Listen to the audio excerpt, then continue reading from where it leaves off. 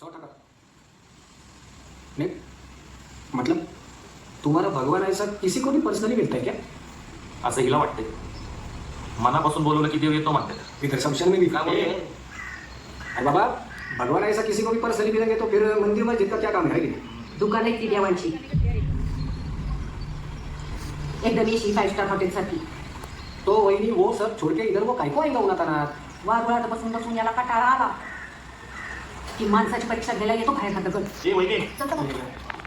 तुला नक्की काय करायची? परीक्षा घ्यायची आहे या देवाची. कसली कसली परीक्षा आहे? 4 तास झाला आपण इथं बसलोय. आपली परीक्षा लावली देवानी.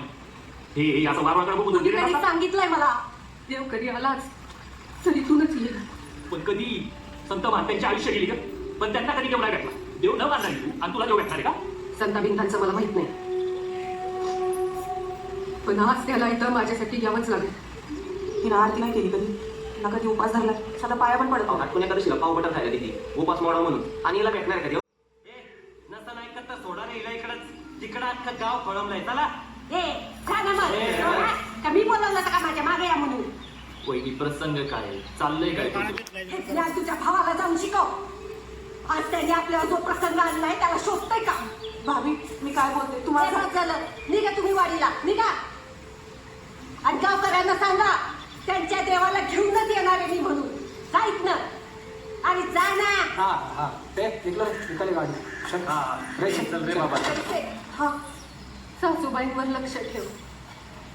निदान पाणी तरी प्या म्हणून. ते सगळं मी करते भाभी, पण तू पण लवकर ये ग तिकडं. सगळं गाव जमलाय का? ए तू बैठ गाड़ी में. घेऊन येतो बरोबर वहिनीला.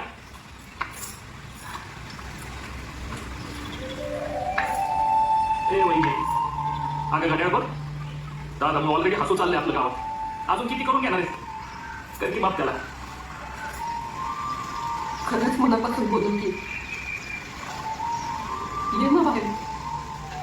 माझ्यासारख्या नास्तिक बाईसाठी नको येऊ वाटल्यात पण गावातल्या आस्तिक लोकांसाठी तरी ये.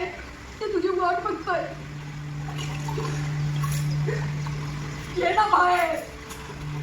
अरे